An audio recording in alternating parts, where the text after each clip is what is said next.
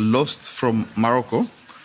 I think some of us maybe are awakened, but it's 11:30. So if you could be taking your seat already to have this important conversation on empowerment during Africa's transformation. I'll give you 1 minute.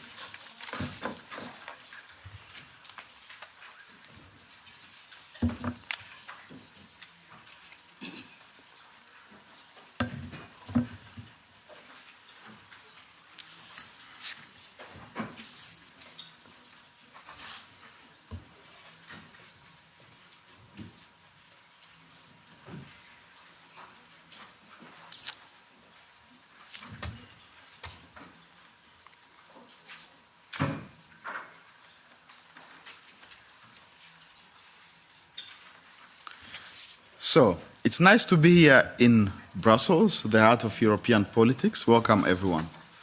So after the opening session, let us dive a bit deeper on this relationship between Africa and Europe. Maybe we are twin brothers and sisters. And of course, we are connected through a shared fate, the history, present that connect us, and future. There is one unique platform in European politics where this relationship is explored, and these Africa Days. That's why it's an honor for me to facilitate this conversation. My name is Kiza Magendane. I live in the Netherlands, but I was born in the Congo. I arrived in 2007. So today is the Independence Day of the Congo, which also align, by the way, to the importance of this conversation, because I already mentioned our shared past, which is also aligned with power asymmetries, different interests, and now we long for equal partnership. And the S&D group is one of those allies who, use this day to explore, to exchange, and to learn from one another. But as history demonstrates, and with, in this context, colonialism, we should also have honest conversation. So, what do we actually mean by partnership? I was having an informal conversation with the deputy minister here, who we will dive deep in this point. We mentioned it's like a dating, the relationship between Europe and Africa. And you know, in dating or other form of relationship, if there is power asymmetry, then it's not, then the common goal can be taken away. That's why let us have an open conversation today beyond the quite broad theme of this conversation, economic and social empowerment. Who is being empowered by who? That's already, you see, there is a power asymmetry in that concept, and African transformation. But we are not speaking about Africa today only, it's also about Europe. And as you know, it's not only about economic growth on numbers, but also on people and, of course, partnerships. I work as a writer in the Netherlands and as a friction architect, which simply means that I help groups to identify and recognize the friction, the discomfort in front of them, and transform them. So having meaningful friction. And I hope we do that exactly today, that we speak the truth, because speaking the truth to one another is a form of care. And I do think this is a safe space for us to move the conversation forward. So I will introduce one of the panelists later on, one another, to have a short opening statement, and then we'll have an exchange with you, and of course with a few members of the parliament who are here, who will have an opportunity to also give a short reflection before we go to you as, I said partnership. We have students, members of the diaspora, civil society organizations also present, and your perspective is important.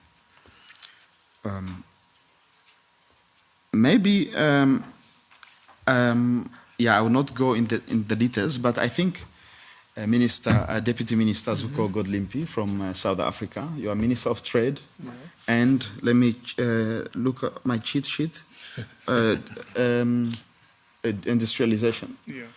Could you maybe tell us what's your priority at the moment with your government? And maybe related to that, tell us what is standing you in the way of achieving this goal? And maybe you could specifically zoom in on the relationship with Europe as a partner in realizing that goal. And also, of course, looking at the interests of Europe, as I mentioned, and how can we find one another in what is standing in front of you and your government. Thank you, Kiza.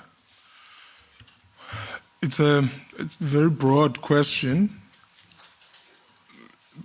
but I'll explain it in this way. The main focus of our country is similar to what everyone is concerned about around the world. It's to build an economy that grows, and that growth must be shared in a meaningful way by the entire population. And our strategy for that is, of course, to reindustrialize the South African economy. And our approach to that industrialization is to diversify our economic output. That includes growth that relies less and less on commodity exports, that grows towards more the export of semi-finished and finished products. The second one is about decarbonizing our energy sources that power our growth.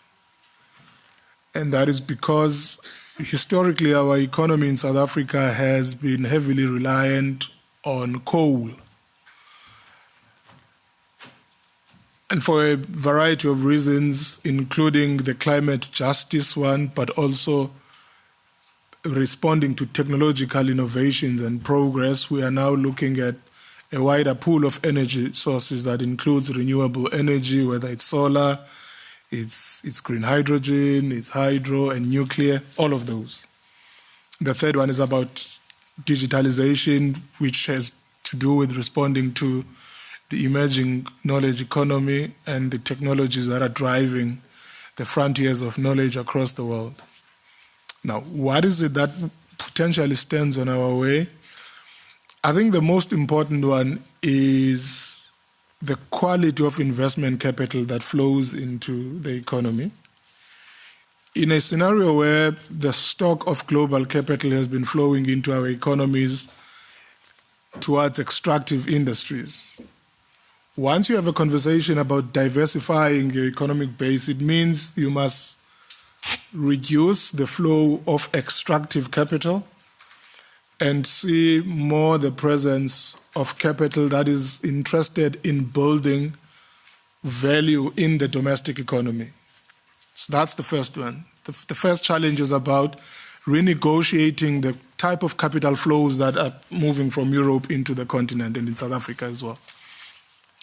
The second one on the decarbonization front is the conflicting time schedules between us who are decarbonizing our economies and the markets that we are trading with.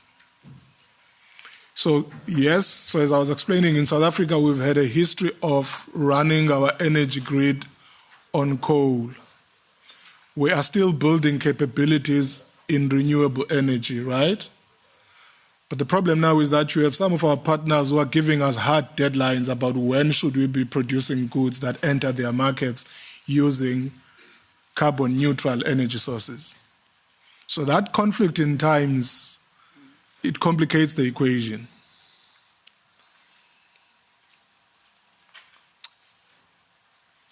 And again, to explain we collectively agree on the need to decarbonize our energy sources.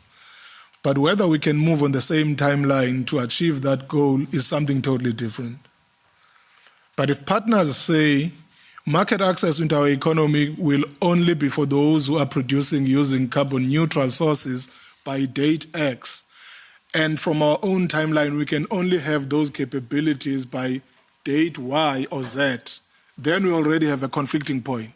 Maybe to make it concrete with the recent policy from European Union? So let's talk about, and I'll give credit on this one so that you understand me well, the carbon border adjustment mechanism question. The credit I'm giving is that some of the contentious issues, the EU has been able to push them back a bit. So push the deadlines back a bit to 2027 going.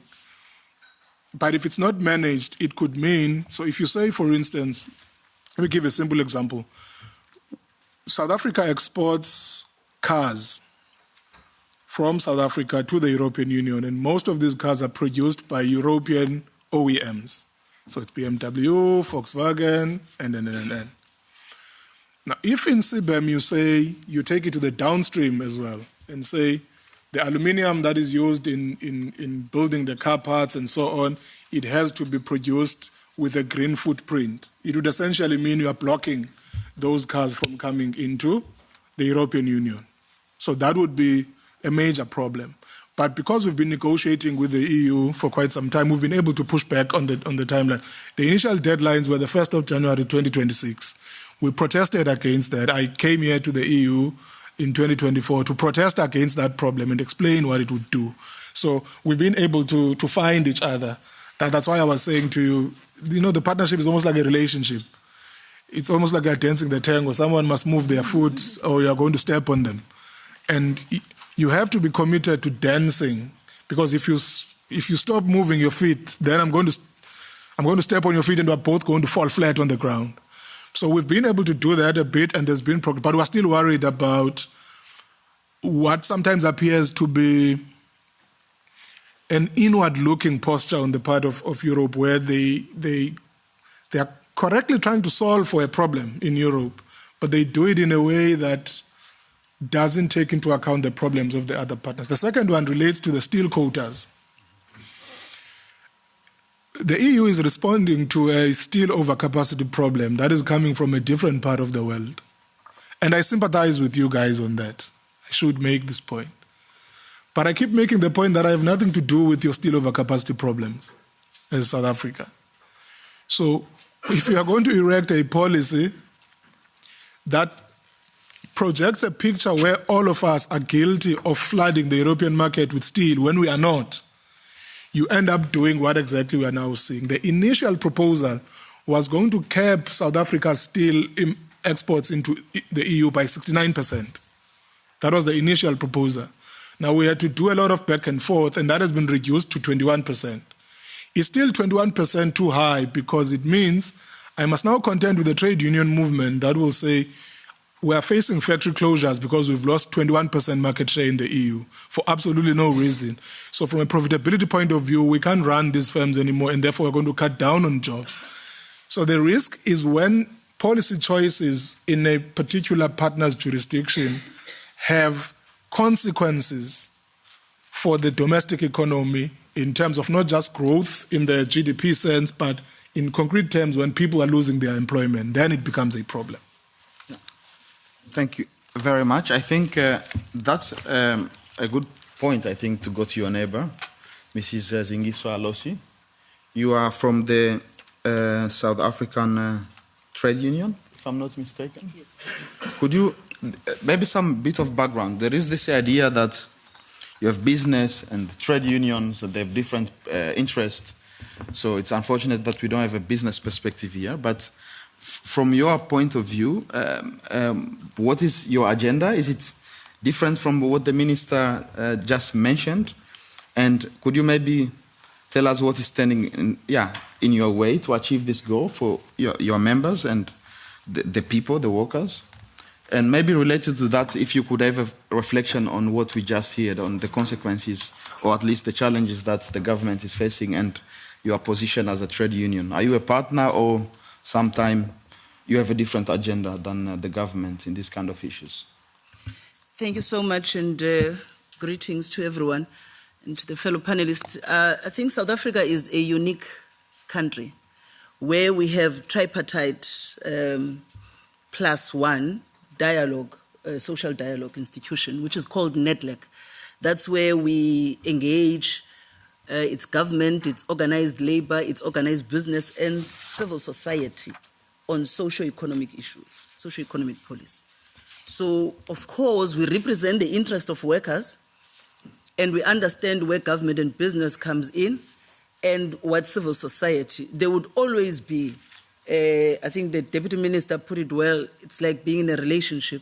You would not always agree with everything, but what is important is, are you able to sit down and have a conversation that is driven from a common purpose of economic growth, job creation, decent work, and sustainability.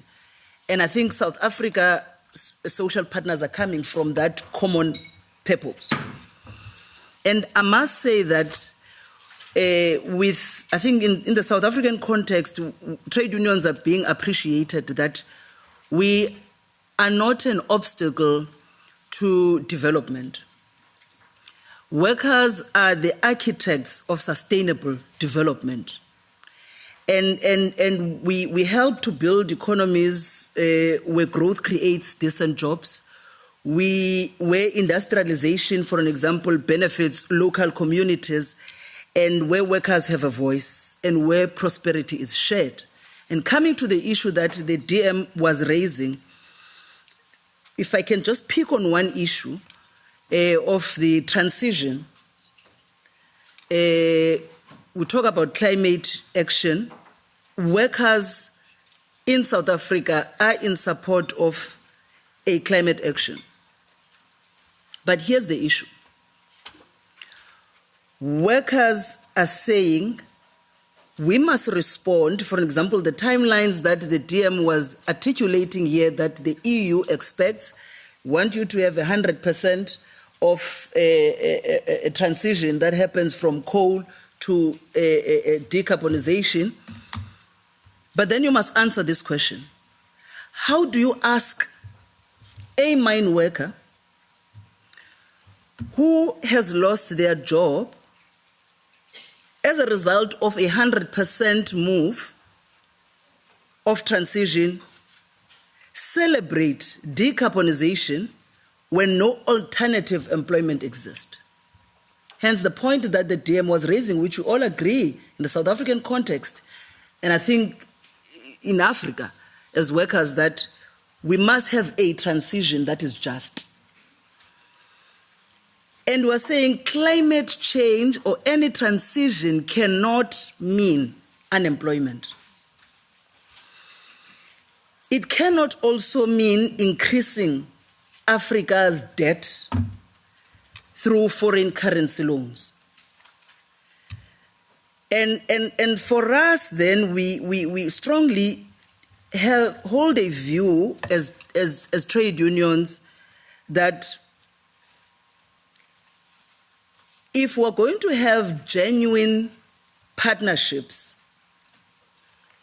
domestically and globally, it has to be an inclusive process that has an appreciation of the unequal footing that we would have started off. If you talk about workers' perspective, of course, business will make their point in how they want to grow their profits in business, but then you must also respond to the jobs that are created. Are they decent? Are they enabling workers to be able to fully participate in the economy? Or is it a situation where workers feel being left behind? They are more poorer than they were. The economy is not impacting positively for workers to really feel that they are part of the mainstream of the economy and their lives are changing. And so the South African trade unions we do appreciate the situation where we are in South Africa of a social dialogue that is open and honest, that is coming from a point of convergence of the economic growth, not just for South Africa, I must say, that has an impact to the entire African continent. Hence, even our argument, I think the Deputy Minister made a point in the opening of Africa not having to be made to choose trade partners. When, for an example, South Africa went and spoke, we were in negotiating in terms of AGOA, it is because South Africa appreciates that when South Africa's AGOA is being renewed, it is not just for South Africa, because the components that we are producing or the products that we must export are not just made in South Africa. Others are coming from the region, SADC region and the African continent. And so the other trade agreements that are coming from the EU and many other trade partners.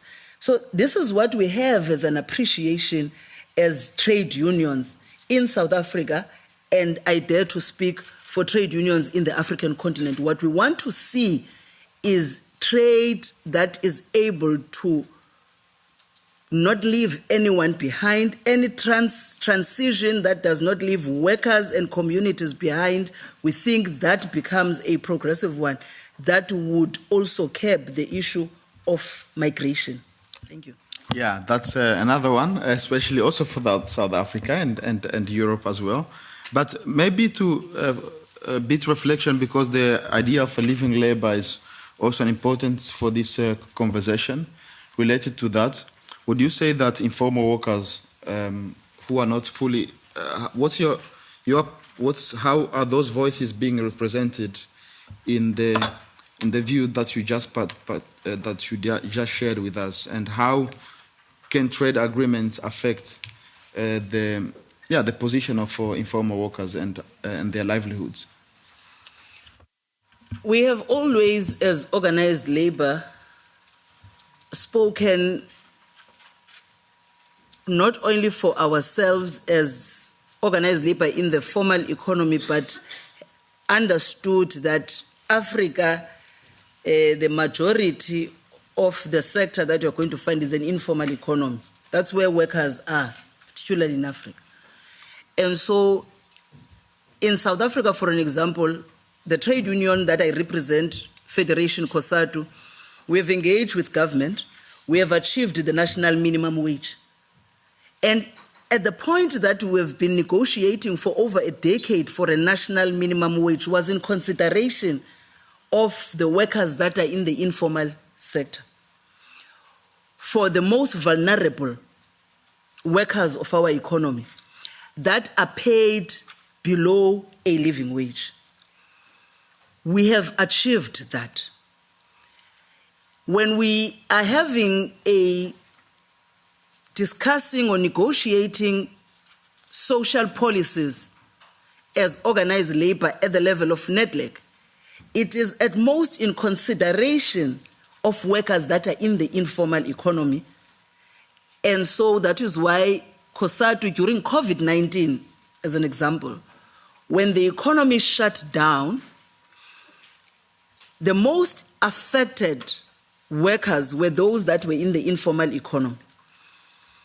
And so we came up and negotiated what we called a social relief distress grant. And when the economy was opening up and government said we have passed through the wave of COVID, this must come to an end, COSATU said, negotiated and said we can't because we have been negotiating for the basic income grant. And we must use this as a springboard towards the basic income grant.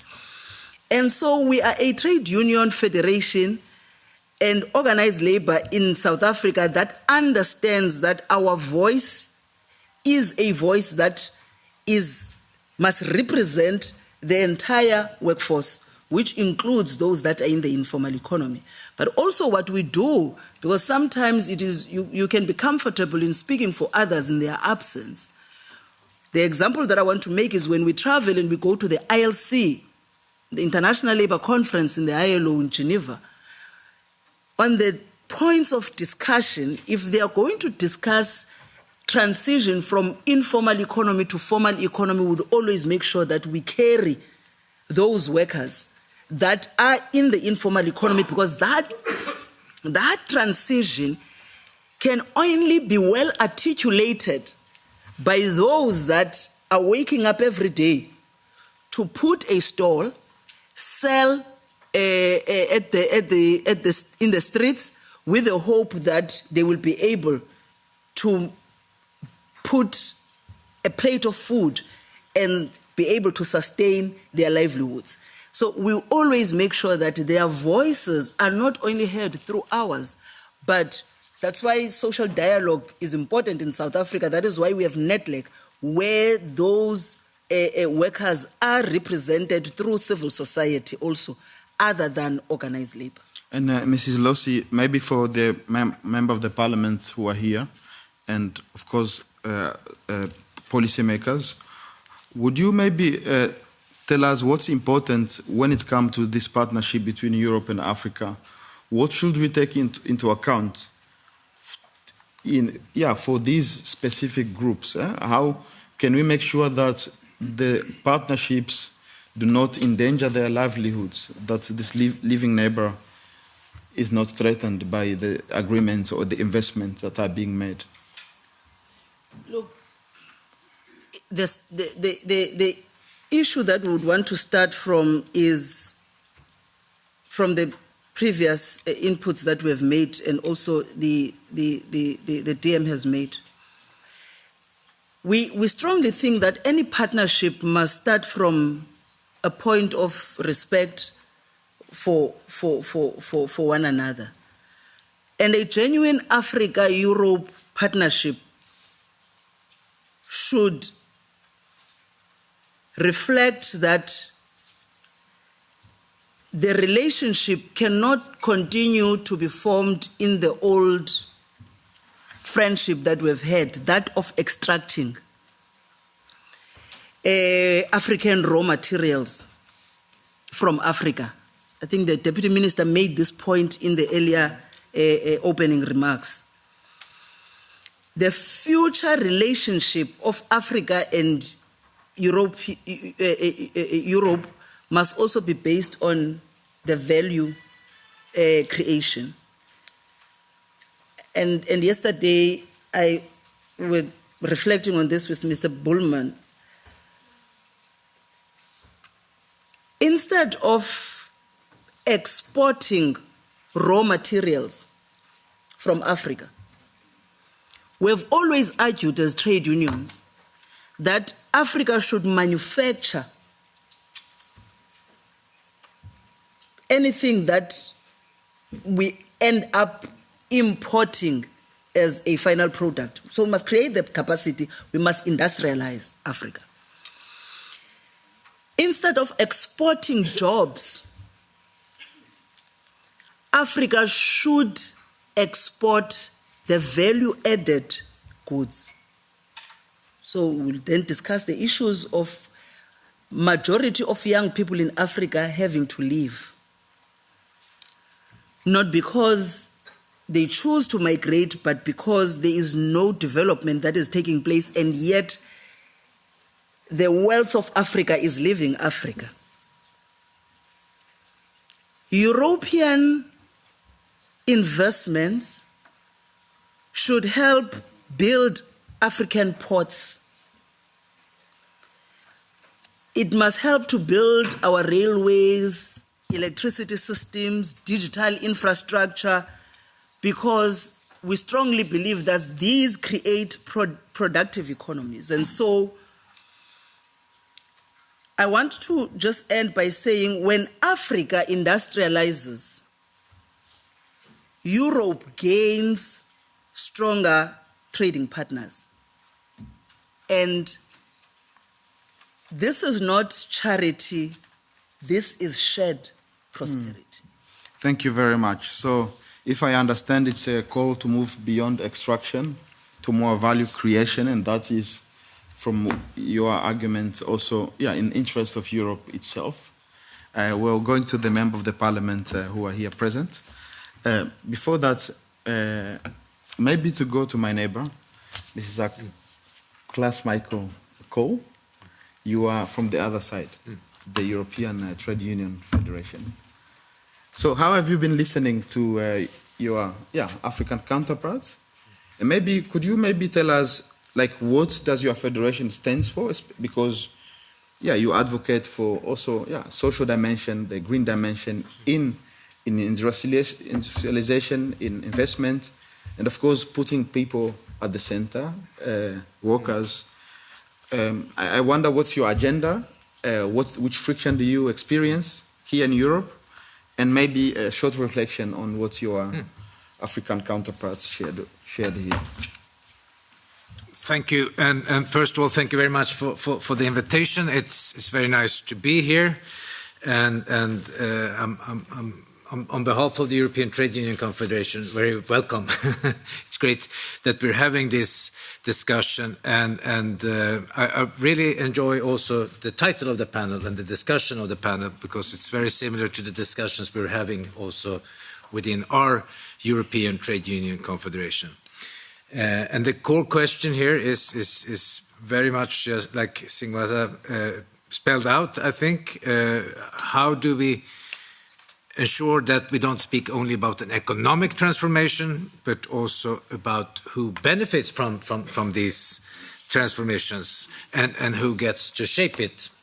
So in many ways, a very parallel discussion to the one we're having in Europe. And as Zingiswa said also, how do we ensure that trade unions and workers are architects of these transitions, and how do we ensure that these transitions do not lead only into unemployment, because that's not going to ensure that the transitions that we are going through are also, as I sometimes a little bit simplified say, red and not only green.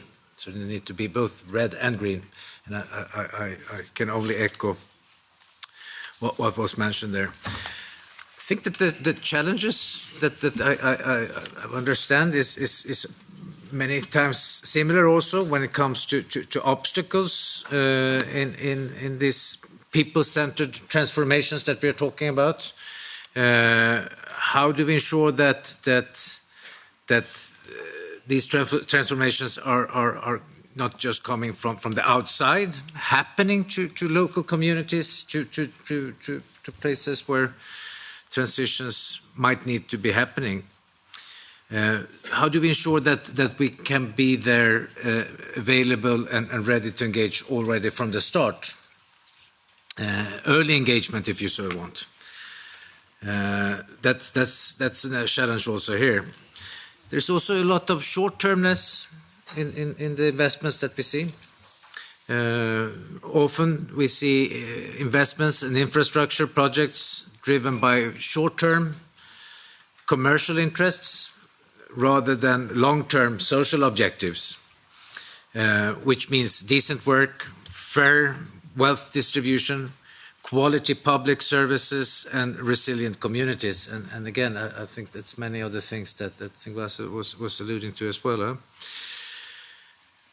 And of course, the big challenge we see in Europe and globally is that we have an alarming deterioration of workers' rights. And the latest ETUC Global Rights Index for labor shows us that democracy at work cannot be taken for granted anywhere.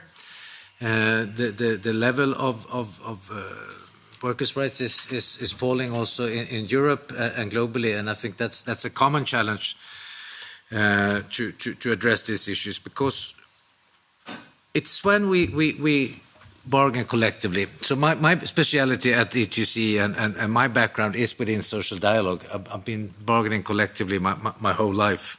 First with my parents, together with my brothers and sisters, and later on as a professional work. But I've been bargaining my whole life, and I know that when you want to change something, you need to do it together with others. And my take on social dialogue is that when governments, trade unions and employers, that's correct, they're not in the room, when we get together we will ensure that the decisions that are made are the best decisions available, the possible decisions as well, which ensures that we can move forward together.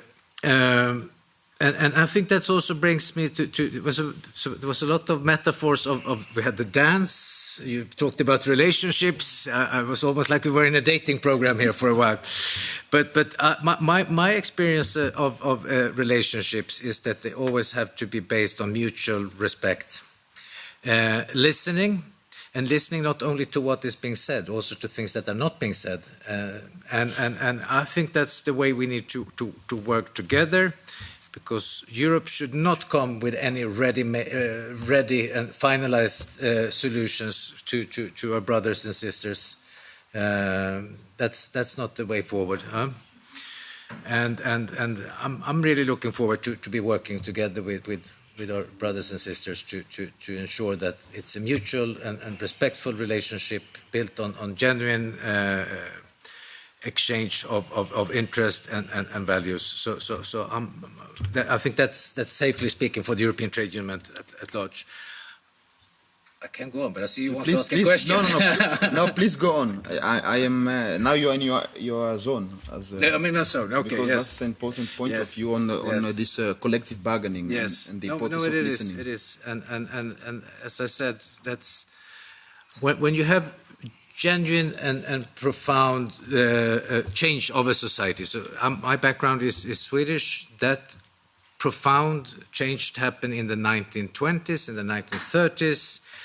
And it was a time when the society was changing at a very high speed, but it was changing through compromise. It was changing through mutual engagement and mutual respect of employers and social partners and the government at the time. And I think that's how you get long-lasting changes that last us in time. And it also means that you will not get everything. And I think that's the challenge for all of us, no matter where we are, on the trade union side, on the employer side, on the political spectrum, or wherever you are, is that you want to have everything. And it's a challenge also in Europe. I had a meeting a couple of days ago with some friends. I'm not going to mention any nationalities or the topic, but the colleague said to me, and we had the compromise. It gave us about 60% of what we wanted. And the guy said, but Claes-Mikael, it doesn't solve all of my problems. It doesn't solve 100% my problems. And I said, well, you come back and tell me when you have a solution that is 100% of everything that you want. And I'll be waiting, but I'll probably be waiting for a long time. And that's how progress happens. And I think we all understand that in this room. And as I said, I hope we can be part of that, how we move forward together in the future. I'm very happy to see our sister here from South Africa. I'll stop here for now. Maybe, Mr. Cole, could you maybe shine a bit light on what is not being said? Because I think from your expertise also in this relationship, let's keep that concept, that metaphor here present, because about partnership. What don't we... What do you, in this case, maybe trade unions from the South, what do you see in those rooms here in Europe, in the conversations, that is not always visible? Because you also mentioned, sometimes it's a compromise, and South Africa, by the way, is one of those examples, like from a very, just like you, but very more harsh conditions, being able to rebuild the nation, and you lose, but you have a common goal, and you mentioned the idea of mutual respect. So what's not being said? Because sometimes it's about the explanation of the compromise, that someone else understands why you take a stance and which limitations you find, and the long vision. What's not being said? So I cannot say what's not being said. I can say that we all come to these meetings and these cooperations with the long shadows of history, and of course sometimes you need to have difficult discussions on these things. But essentially, I think, as I said, if we stay on the metaphor of relationship, is that you have to be sure that you can create a we-ness. We have a problem, and I think that joint problem is the big transitions at the moment as we move forward. The big transitions that our societies are going through, and you just arrived, but if you arrived last week, there was a heat wave in Europe, and it was a clear indication of something happening in the global warming and so on. And I think there is a lot of things that we need to address together as we move forward. And my take on it is that we have many joint challenges moving not only from the green transition to the red transition, and how to do that, and how to ensure that we can solve these problems together. That would be very important to me. Yeah, and then I'll leave you, and then we'll go to your neighbor, because as you mentioned rightly, still after the wave, life continues. We do as if it did not happen. We saw the same with COVID, and of course after the World Cup, world peace will end. Yes. And so then the question is, the neighbors actually made a very clear point on this extractive way of thinking. And Mrs. Losi actually argued, it is in Europe's interest to focus on this shared value creation, as you rightly also mentioned.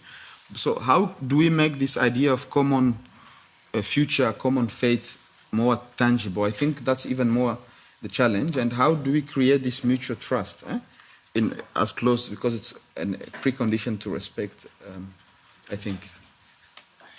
By meeting, by doing what we're doing today, I think that's in itself is a trust-building exercise, exchanging on the challenges. And sorry, I'll give the floor to you. You have to give the floor to the colleague here. But I just have to say one more thing, and that's you mentioned COVID, and for me that was a very surprising thing. We came out of COVID, and everywhere where the successful management, if you can speak about successful, but you could see that the state and civil society and social partners came together to address the challenges. There you were also successful. And I must say that for Europe now, a couple of years later, it's like COVID never happened. And we're going back to some kind of deregulatory agenda, which is to me unexplainable in many, many ways. Being in a problem, coming out of the problem, forgetting everything, and I think that's just as you say. We moving forward, we have to remember and use that remembrance to make the changes and adaptations that we need to do. Sorry for being a bit long. No, thank you very much, and your invitation to continue having this kind of dialogues, and of course collective bargaining, as you mentioned, and listening as a key. So now I will go to Mr. Fifi Fiavi Kwetey. You are a very influential man, actually. I mean that because you have seen the different aspects of the dimensions we are discussing, people, partnership. You've been in government, and now you are General Secretary of the National Democratic Congress. Are you one of the influential person in Ghana? Thank you very much, and I want to again thank my colleagues who are on the panel with me. I think it's a yes. Then I will introduce my question, because could you maybe because now it's you to synthesize also based on your position, because you have been in government, you know how it is with relationships, the whole context. As you demonstrated this morning, also the bigger picture. What's your take on this relationship between Africa and Europe? Which friction do you observe? And could you give us a perspective on how to move forward? All right, thank you very much. And I think the issue of economic and social empowerment as basis for African transformation is a conversation that is so important. And I'll be approaching it first from the African perspective. Because we have a responsibility to ensure that we get it right. I think for far too long we've looked without, expecting somehow the solutions to come from outside, And that has been the challenge. The founding father of my country, Kwame Nkrumah Osajifo, the very beginning of the African liberation journey, made a big pronouncement. And what he said at the time was that Africa should look neither west nor east, but Africa should look forward. I want to maybe alter that a little and said actually what he should have actually said should have been that Africa should look neither west nor east, but Africa should first and foremost look within. Because our inability to have that very deep introspective view, I think, has been a large part of the difficulty. It's not just at the economic level that the difficulty has been. I mean, even at the very cultural level. Africa is almost like a mighty tree that unfortunately has forgotten that its strength comes from its roots. And any society that does not pay close attention to its roots naturally struggles.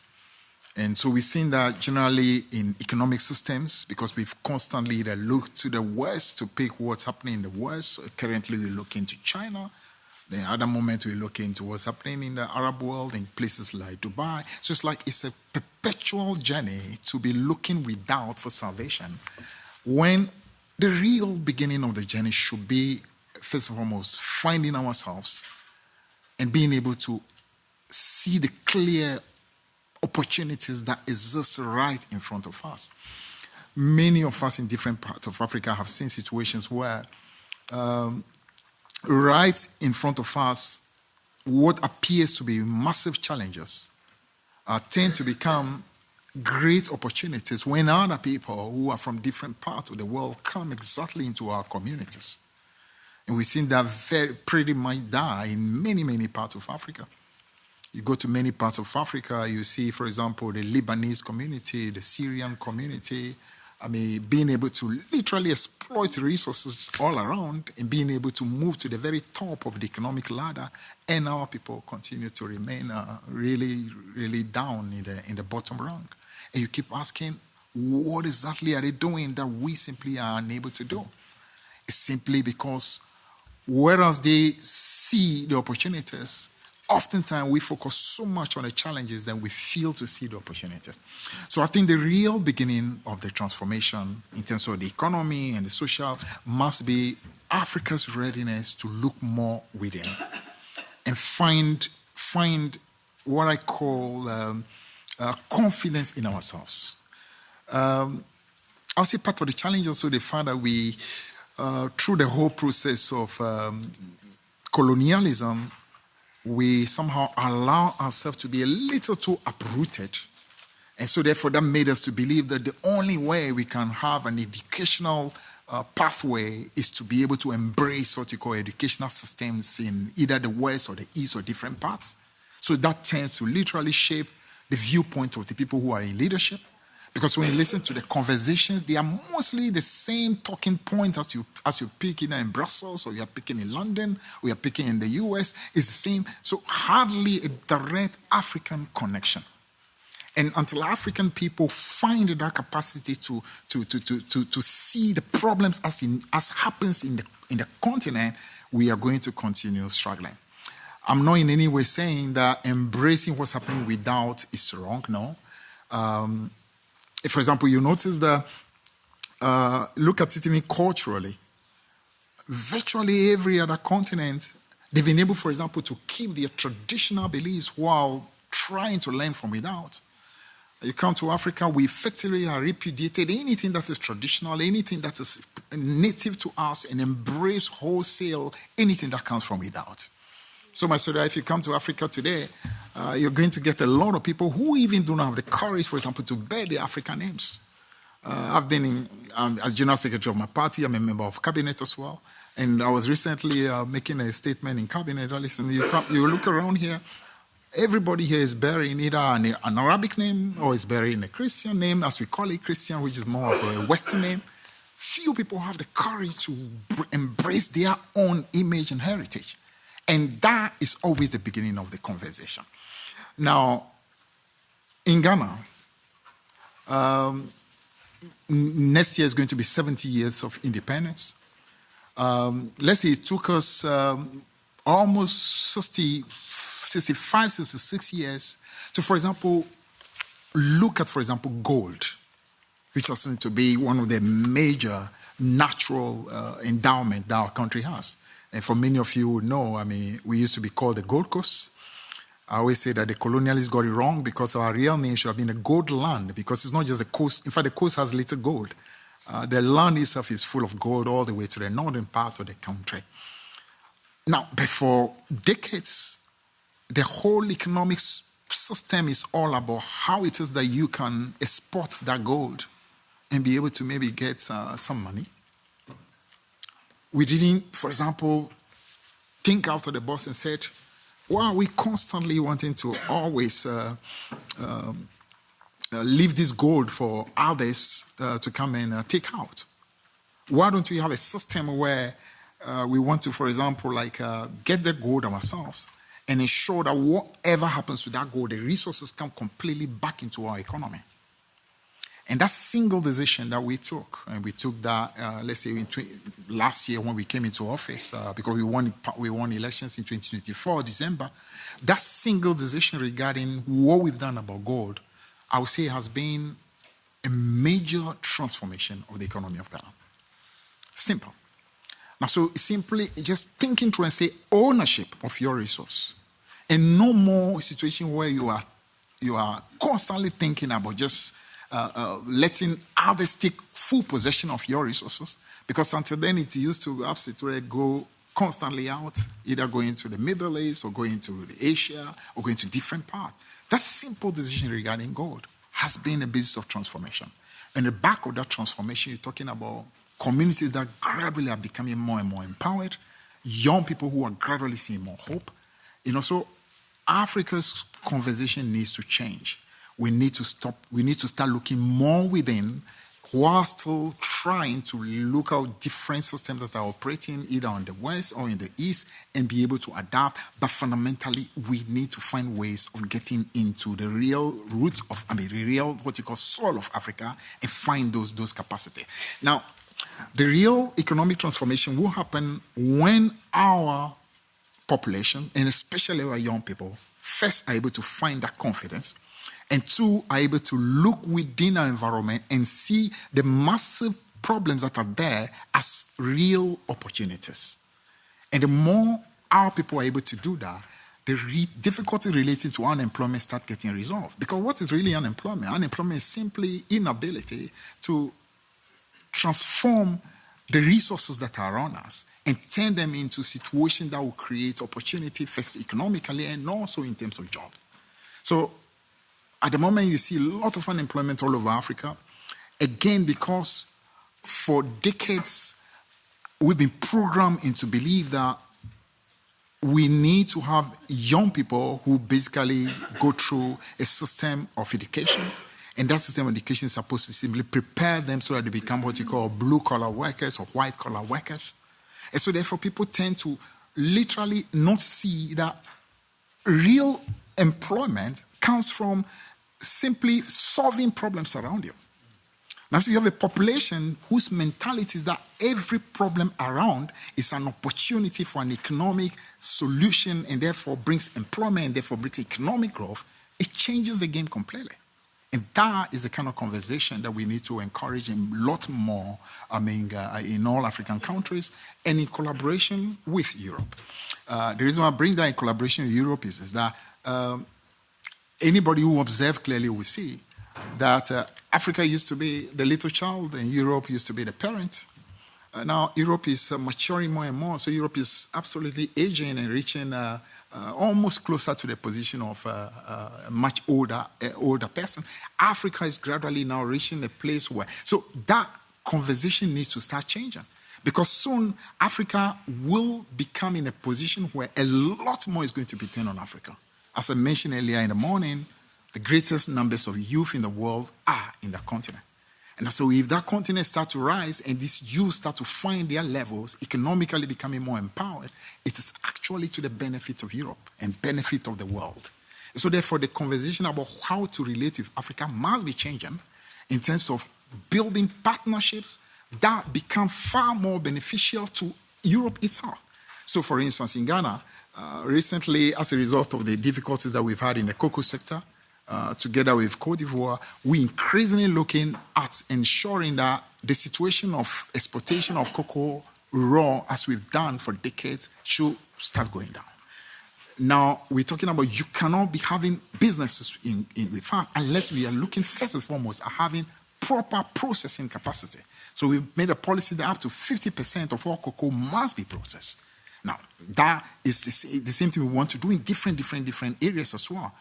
That is the way we need to be looking at it in Africa until we start taking hold of our own economy and no more simply follow everything that we see from without, as we've done in areas of our culture, in areas of our religion. We throw away anything that is African and embrace everything without. Until that changes, the conversation about economic and social empowerment will continue to be what you call a mirage. It becomes a reality when we find our roots, when we get to know ourselves, and in the process of finding ourselves, we therefore are in a position to embrace what is coming from without and then become a true, what you call a continent that absolutely can affect not just our own children, but also be of benefit to the rest of the world. Thank you very much, Mr. Kwetey. And I assume that you are pleased, actually, once you have your strong foundation, then it's possible to engage with the other based on this idea of mutual respect, because you have to respect yourself first before someone else can respect you. And I also take actually an invitation for Europe to be honest about its interest, at least its challenges, recognize the changing shifts, the relationship that are changing also, based on that, engage in the conversation. But it will require, of course, the African themselves to embrace themselves and to have these kind of uncomfortable conversations. And I also take from you that it's also a leadership problem, and in a way it's a cultural challenge. It's not only beyond, it's beyond investment and policies that constantly shift, which also align with the idea of short term. So it's really, in a way, an invitation for a cultural and a shift, a different framework. And what you said about youth employment is, I think, a very important point, also relates to the informal sector, this idea of living income. I think it's an interesting invitation, like how can we move beyond the existing frameworks? That being said, I would like to go to your European counterparts. I've been informed that you have around 2 minutes each, because you are the host here, and I hope you have been listening to what your colleagues have shared. Maybe let's start with the coordinator, Mr. Bulleman. Could you tell us what you have heard? I'm so fascinated by the contribution of our guests that I would prefer to go ahead listening and to introduce my colleagues who have been waiting already a long time and have not had a chance to intervene, as I had the chance already in the introductory part of our meetings. And my promise is, with all our colleagues giving their introductory remarks, that anyhow we stay so close and we stay so deeply in touch that sometimes they will ask for me not to phone them up anymore. So I give the floor to Marco on my side, and then in the row following to both wonderful ladies here sitting next to me. Thank you. Parlerò in italiano. I'm going to be speaking Italian.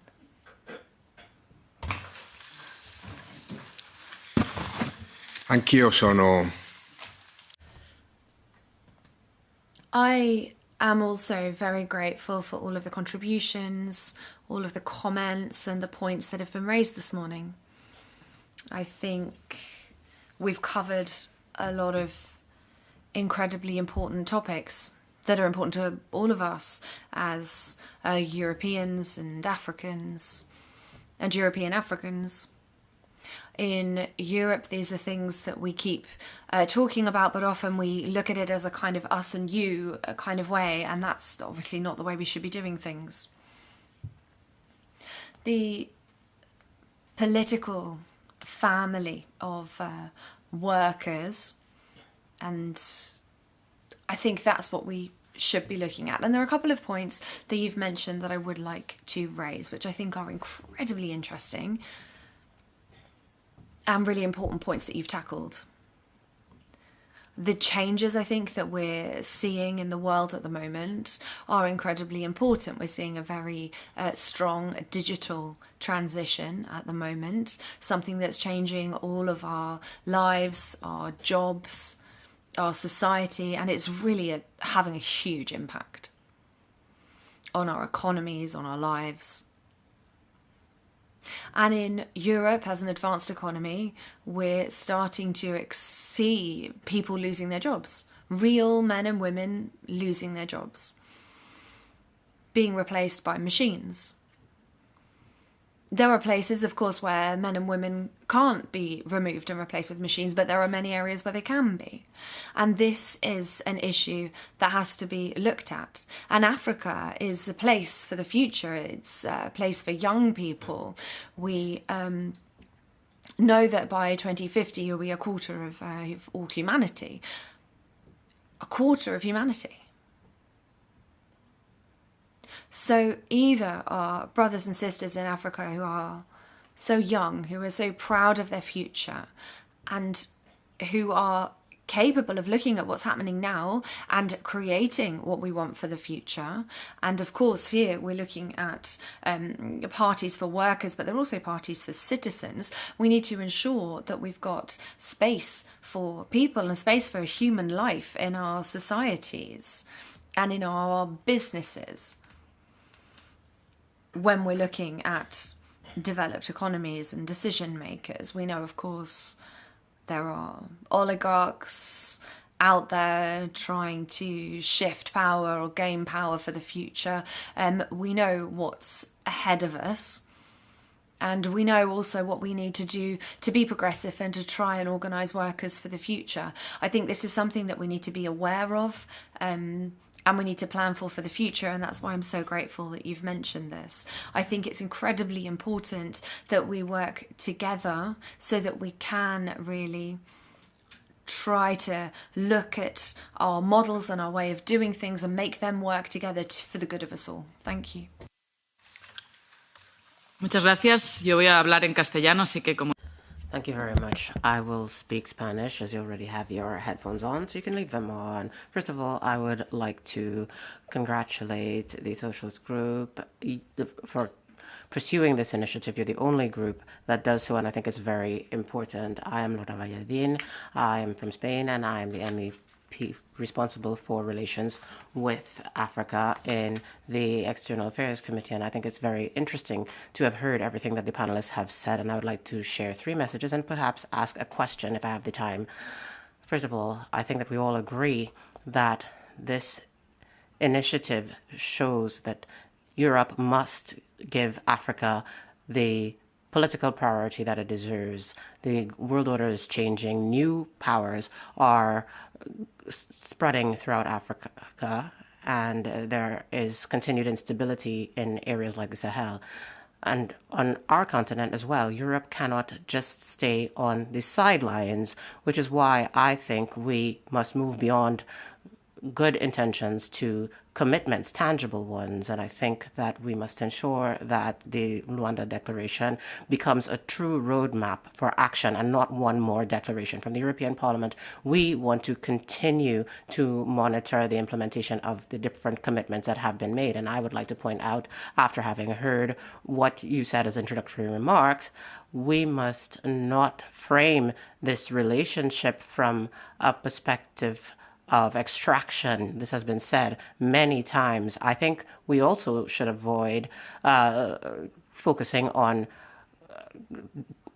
cooperation for development. We have to have shared interests and face shared challenges together as well. Secondly, I think when it comes to economic growth, it must be inclusive. And in many African economies, we're seeing that there is growth, but the real challenge is ensuring that that growth strengthens industry and improves the standard of living for the majority of Africans. And I think that in Europe, we have to add value, strengthen African industry, and generate quality jobs. And to do that, we have to focus more on Africa as a priority and invest in infrastructure, energy, education, and innovation.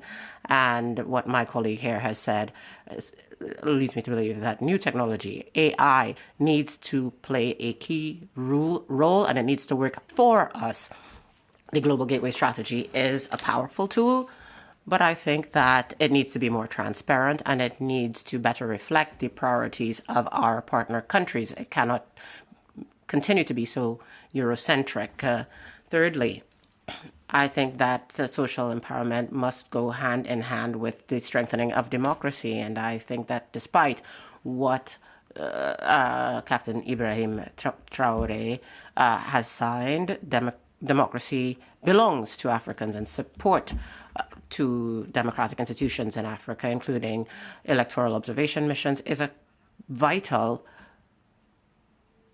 part of strengthening these instruments. They are essential, and so I would like to say how concerned I am that we see some reticence from some African countries to invite us for these observation missions. Nigeria was the last. There were elections in January, and there was no consideration for the utility of having an electoral observation mission there. And I think that it's important that this be connected with a shared challenge between our two continents.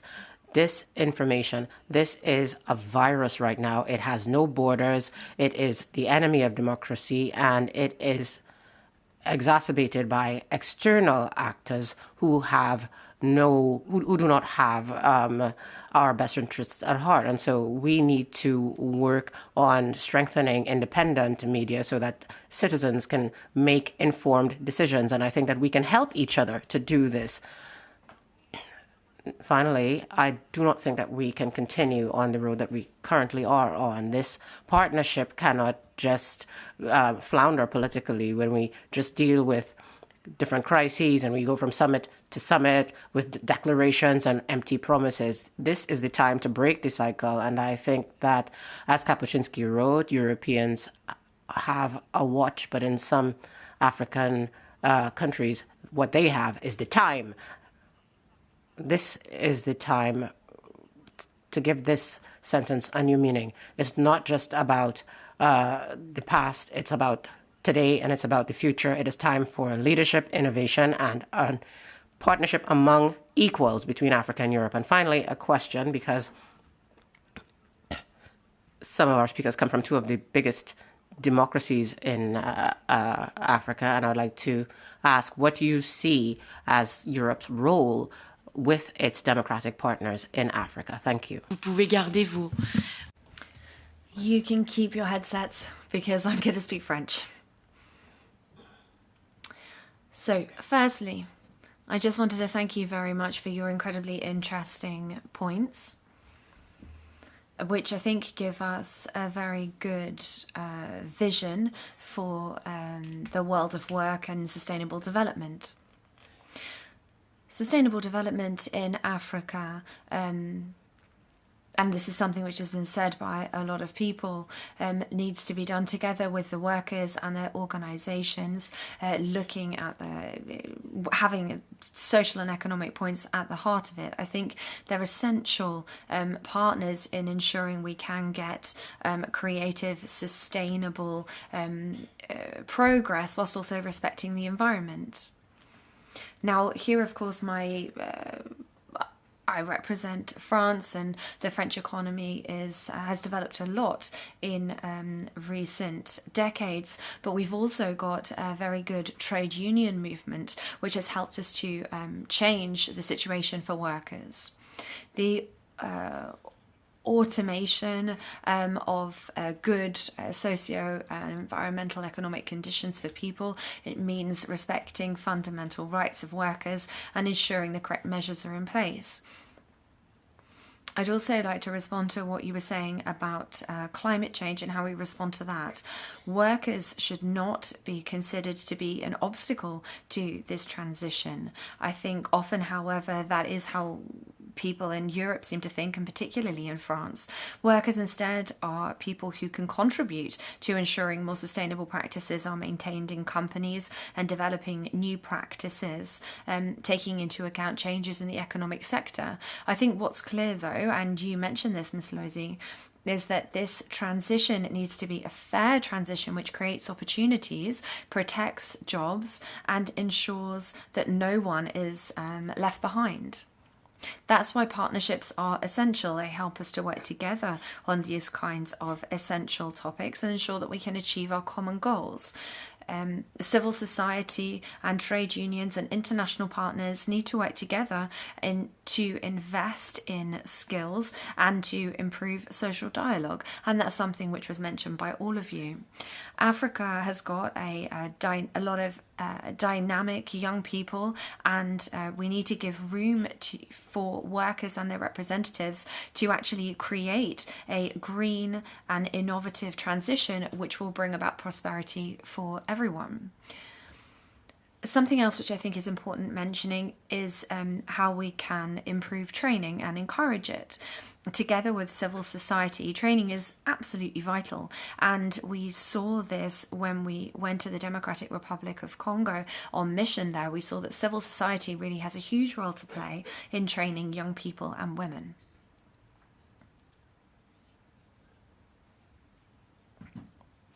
Mr. Stahl, you also mentioned various different points, and particularly the role of NGOs and civil society, I think, is something that echoed for me. It's important that we talk about the way that we can bring about these kind of transformations and who needs to be involved. We need to ensure that these transformations are inclusive and that citizens are involved.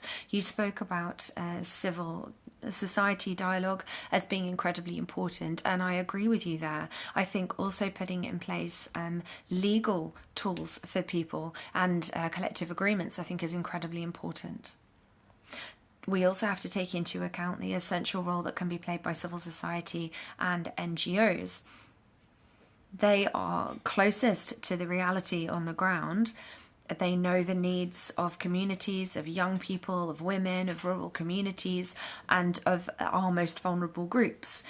And public policy absolutely needs to respond to the needs of all of our population, and civil society develops policies which work with solidarity and takes into account territorial realities.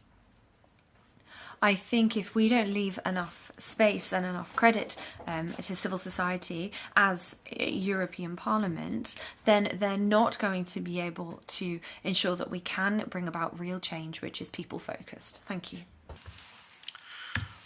Thank you very much.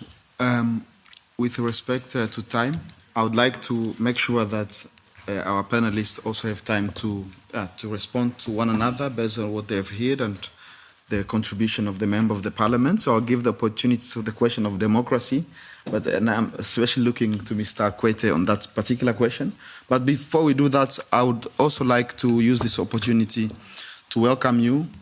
If you have a question or a contribution, something that you missed, in addition to the conversation, I would like to give you the floor before we go to the panelists. So maybe before that, can I see who want to contribute? Please raise your hand so that I know what to take into account for the last 15 minutes. One person. Can we start there maybe, Madam? Two. Thank you for starting there. Can you hear me? And yes, and please keep it short. We have 15 minutes, so we have... I will try my best, Kiza. Thank you so much. First of all, I wanted to thank you all for those explanations that you gave regarding the topic. It's a very broad and huge topic, and I guess it was a bit of a challenge to decide which angle to take in order to discuss about the future of the relations or partnership within with AU and Africa regarding that specific topic. My name is Karen Caneza, and I'm the co-chair of ADIFE, the African Diaspora Youth Forum in Europe. I live in Brussels, and I'm very active as a member of the diaspora, the African diaspora in Brussels. So one of the angle that I didn't hear during the explanations of the different topics that have been brought to our attention is maybe the place regarding the African diaspora within that framework, in that equation. I know it's a very much complex framework. It's a very much complex situation because, as I see here, we are kind of redefining relations within AU and towards Africa. So you talked about the value creation in the future relations partnership between Africa and EU, calling for a different paradigm, for far away from charity or the sentiment that Africa needs to be saved rather than built together. That we should look forward, as Mr. Kwetey said before. What practical commitment should be made in order to ensure that the African diaspora and the African diaspora youth in particular can become recognized as partner in the design and the implementation of EU-Africa policies and future partnership. Thank you. Can I maybe use this opportunity to hear your perspective? Because you rightly mentioned we did not go into this topic, and you are the president. We have time for that? Yeah, please enlighten us a bit. You have 1 minute, so that at least also members of the parliament know the importance of the diaspora, because I know these conferences we ask questions, but you are the expert. You are the one who bring all the diaspora together. So what's your message when we are speaking about this different form of partnership? What should we learn from the youth diaspora or diaspora in general? Thank you so much. I'm just going to take like 30 seconds just to give a context. Generally, I'm a French-speaking person, and I haven't been speaking English for a long time, but I'll try to be brief and to be as clear as possible. I've been working within the first of the African youth diaspora for 10 years now. We've organized with my organization different conferences emphasizing and focusing on entrepreneurship, employability, and civic engagement. Those are three big pillars that are very important to us and that are very representative of the different actions that the youth from the diaspora is taking in order to be more integrated also in Europe.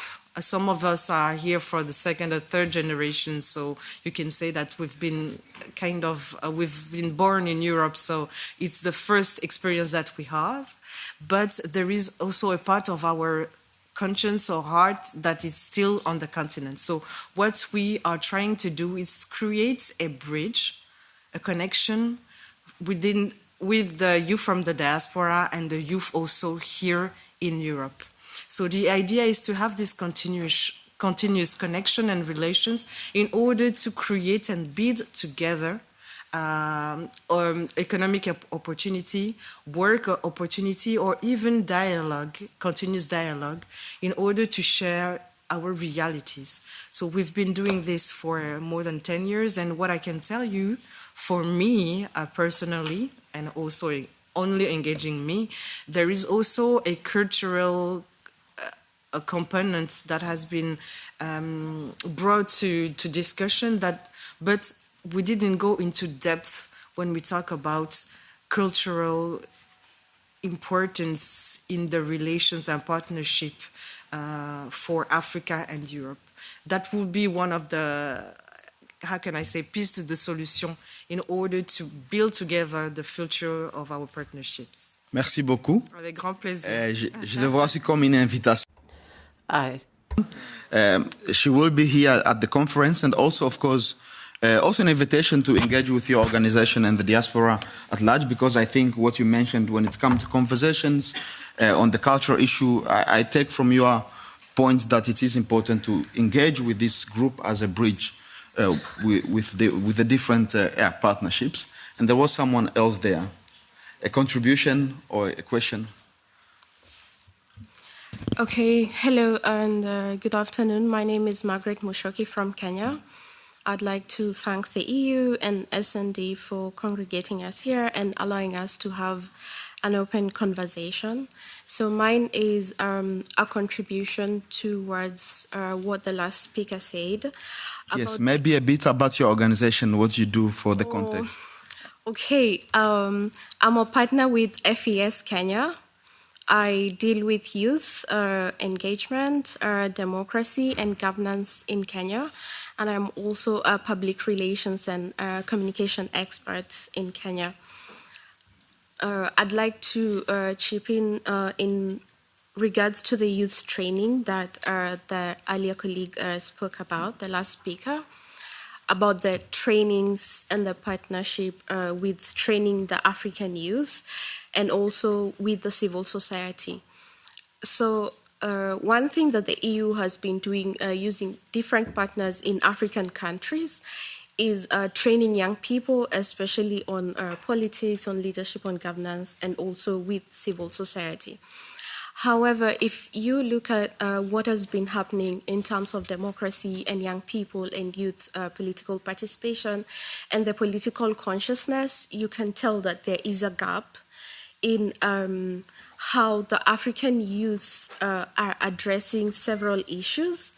If you look at what has been happening with the protests. So maybe one other thing is that the EU maybe focuses on the real political realities of the African youth and not the political idealism. Like there is what the EU thinks that the African youth need. But then if you go to African countries and you speak to the youth, and you look at the youths that were trained and the youths that are on ground, those two are different. And most of the times, it's not the youths that are in these spaces in the civil society, in these elite spaces that need to be trained, but those who are in the grassroots levels, and they are doing a lot of work because they're the ones who are mobilizing, they're the ones who are organizing within their communities. So for the EU to work with partners to find a way of empowering those young people who are dealing with the citizens directly and getting from them how they would like to be trained, because we're doing a project with FES, and if you go to some of these African countries where a lot of these young people have been involved in works, you realize that there's a huge gap, yet these youths have been also working with the EU partners and they have been trained, but they lack skills in transitioning them into leaders, and we are saying that they're the youngest, they are the future, so if that can be considered. And probably lastly, about digital democracy, what's currently happening, like what we saw in Uganda and in Tanzania, the internet shutdowns, young people are using digital tools to empower themselves economically. So it's also affecting how they show up with their work when we have these internet shutdowns, and it's also affecting how they show up democratically. So how could the EU come on board? Because this year we have several African countries that are going to have elections, and of course there's that kind of fear that we're going to have internet shutdowns. As a partner, how is EU planning to come on board and help these African countries in terms of the internet shutdown and all that? Yes, which also relates to the question Member of the Parliament Senza mentioned on democracy. So it's also an invitation, like, how are you actually going to stand with the youth? And your first point on the elite capture, which kind of voices are we actually including?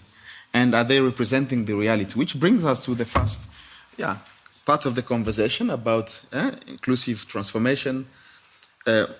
With respect to your time, I would like to give all of you, I'm challenging you to actually answer one question. What did you hear? What are you bringing with you? Something new, something that surprised you, something that you are frustrated about. Do not go on what you do not agree, but maybe a constructive reflection on how the conversation was to bring along, and of course we will be later on during the whole conference to engage. Starting with you, sir, please keep it short. Yeah, you can choose to go in some of the topics. All right. But what did you hear and what are you bringing? Okay, let me just maybe the last bit about what do we consider to be Europe's role as far as African democratic journey is concerned. I would just say that... Apologies, sir. I have 10 extra minutes because there was an interpretation, so we can benefit this opportunity to actually give you the opportunity to give us your last reflection. I will need to leave at 1, just you know. Huh? You just... I need to leave at 1 o'clock. Just you know. He needs to leave. Maybe we can start then with you. Because I think the 10 minutes extra can be useful. But for you, what do you bring? Because you are leaving now. So now we have to know. Yes. No, what are you bringing? What did you hear? Maybe from the lady over first there. First of all, apologies. I have an extra a meeting just 1 o'clock, so I have to leave. And I'm sorry. So it's not out of disrespect. No, I found so one word: youth. And it comes from a simple fact that I ran into this weekend actually, and the fact is that I think it was Uganda. Every Ugandan mother is giving birth to 6 children on average. In Italy, you have every woman giving birth to 0.8, even less. Anyway, the problem with numbers is that they need to be exact. But I think what you need what's important here is the size of the thing. And I think that captures. For your position as a member of a trade union, so you are bringing this perspective with you on the shrinking age, as a member of the parliament mentioned, and. I think the takeaway here is that it's going to be a big shift. And youth is going to be very important for Europe and also in Africa at large. And how do we ensure that this will be a mutual benefit as we move forward? I think that's one of the big challenges. I think that's also some of the things that the colleagues here were alluding to. And I think that it also brings us to the question of hope that Mr. Kwetey was also talking about, and I think that's a key component for Europe. It's a key component for all of us at this time, because it's only when the future is open, when there is hope, that people are willing to make compromises. Because with compromises, you can also make deals with the future. But if there is no future and the future is closed, then people will get into conflict with each other. And I think that's the big hope. And youth is the hope here. And I'm very thankful to have been part of this. And thank you very much for the invitation. Sorry to be leaving in the middle of it. It's just that I'm on a strict time schedule today, and I apologize for that. And thank you very much. It's nice to meet you all. Sorry. Thank you very much. Thank you very much.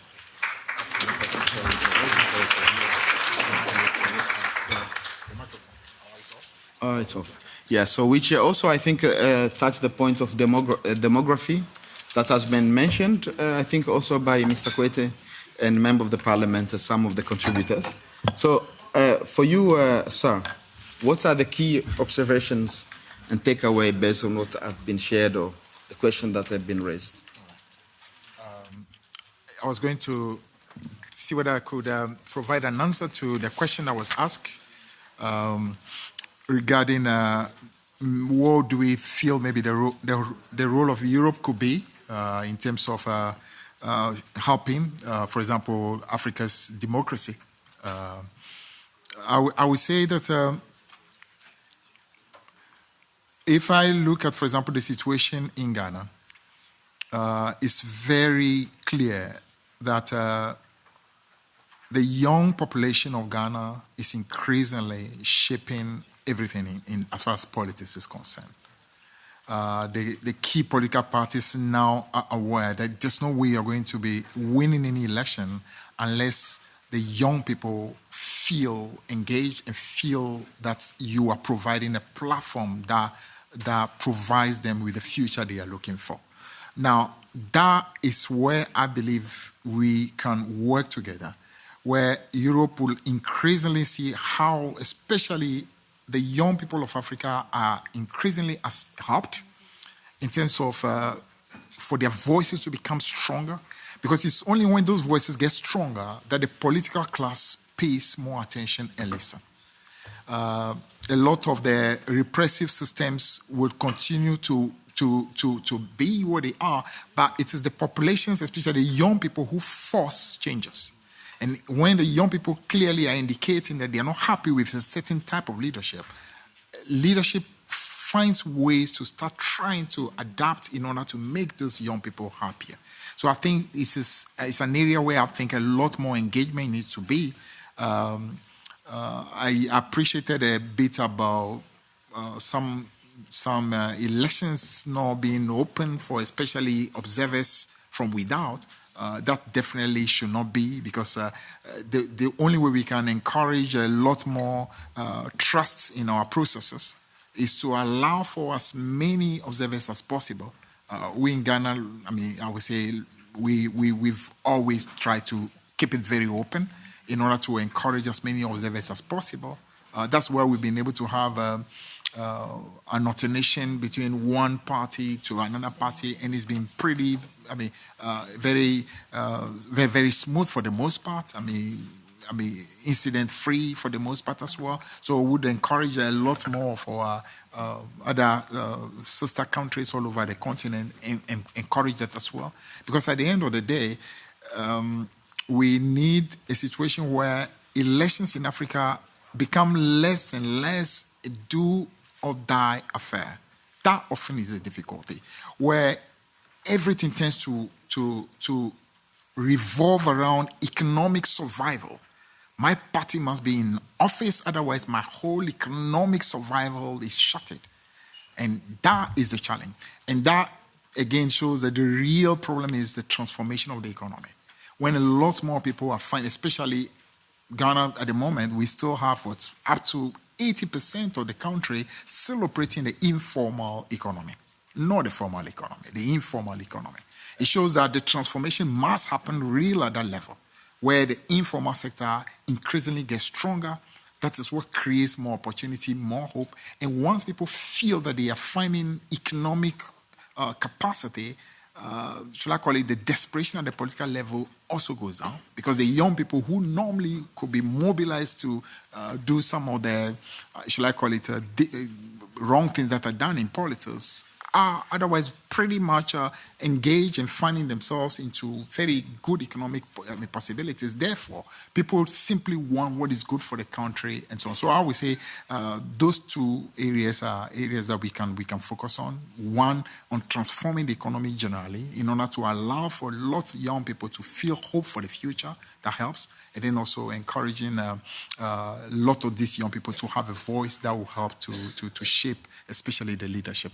On the issue of what's the name, diaspora, yes, please short. That's one that I think we... Ghana's, by the way, an example. We've been trying pretty hard to work, especially with the African diaspora, because we believe that there's so much capacity out there, and we need to find ways in which we can tap those capacities in order to see how. But we call ourselves a gateway. We feel we are just a gateway that allows for people to be able to reach any part of Africa. And that also means that Africa, we need to work on our own strategy in terms of the bringing together of one continental market as we've started, in order for the continent itself to be together. Then we're in a position to work better with different parts of the world, especially Europe. Thank you very much. I do think also in relation to democracy, and you mentioned it's not creating. The young people should be able to create something else outside of the system.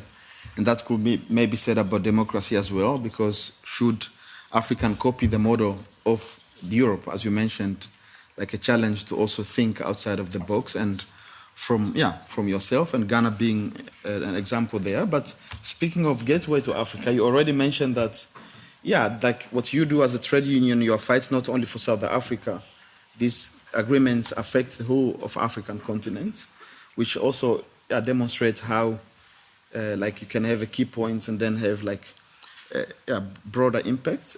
But I'm curious for you have been listening. What did you hear and how are you going back home? Thank you so much to also those that have made the contribution. Firstly, I must say that the realization of the challenges that the workers are faced with from the eyes of a trade unionist. One is that graduates who would have spent years getting their qualifications, they end up not being able to practice, and you would find them being security guards instead of what they would have graduated for. We've seen qualified nurses unable to find employment when hospitals are need of public servants, but there are no jobs. Artisans who would have gained the skills that are needed, but then the brain drain that happens when they migrate and leave.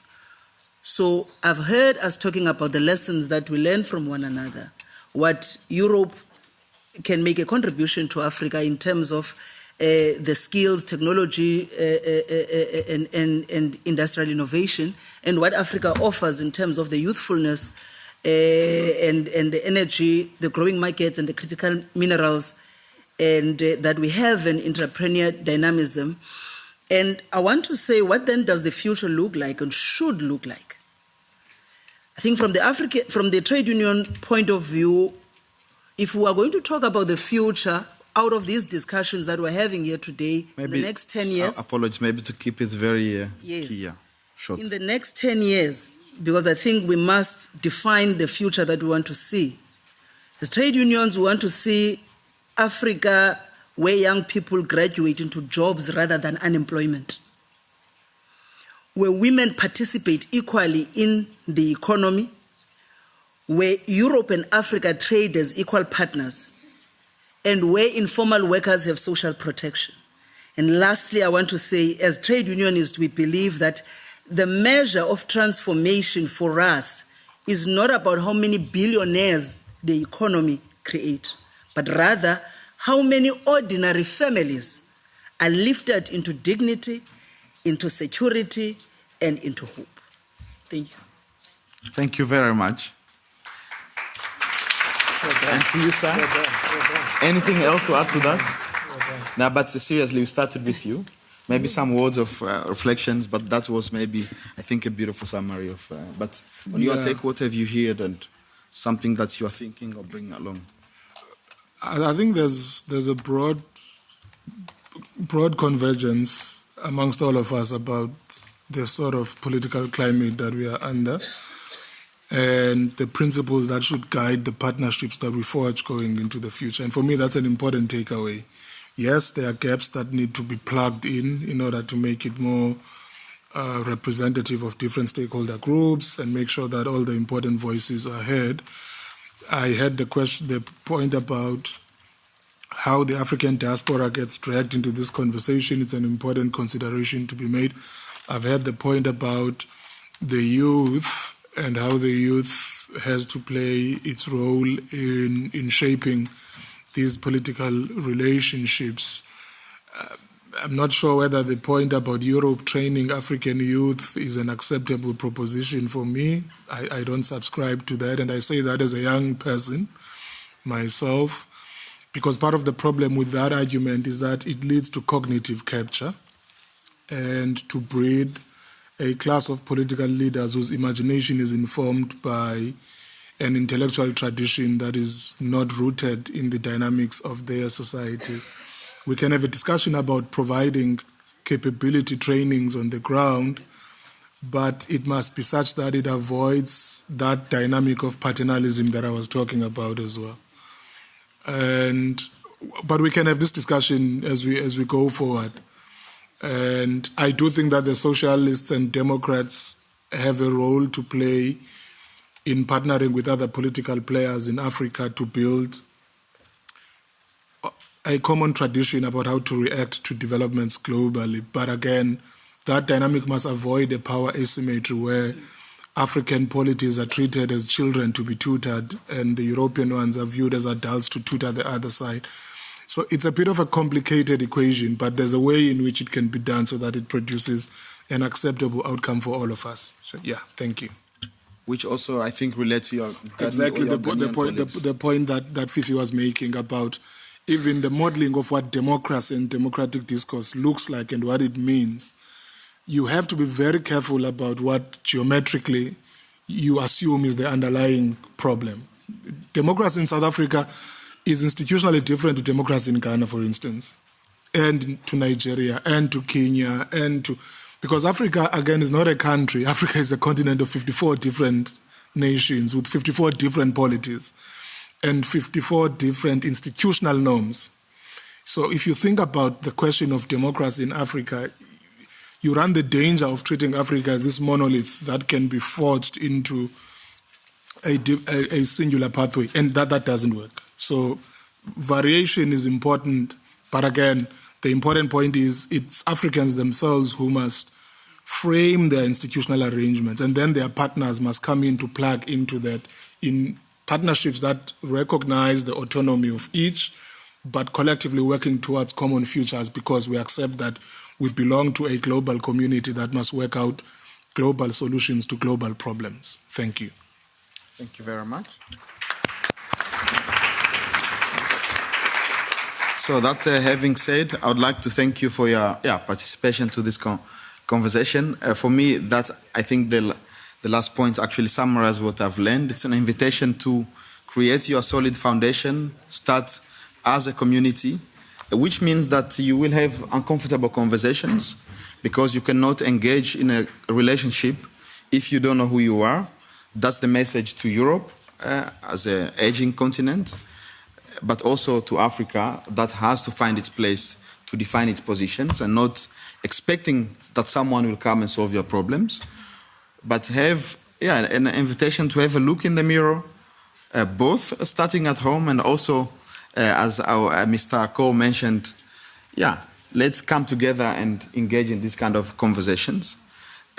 Speaking of that, we will meet later on at 3 o'clock for the FEPS event on hybrid and roundtable on African youth, which already is, I think, already mentioned. So please come and let us listen to what the youth has to say. And of course, for those invited, there is a lunch for the invitation only. Thank you very much, and let the conversation continue.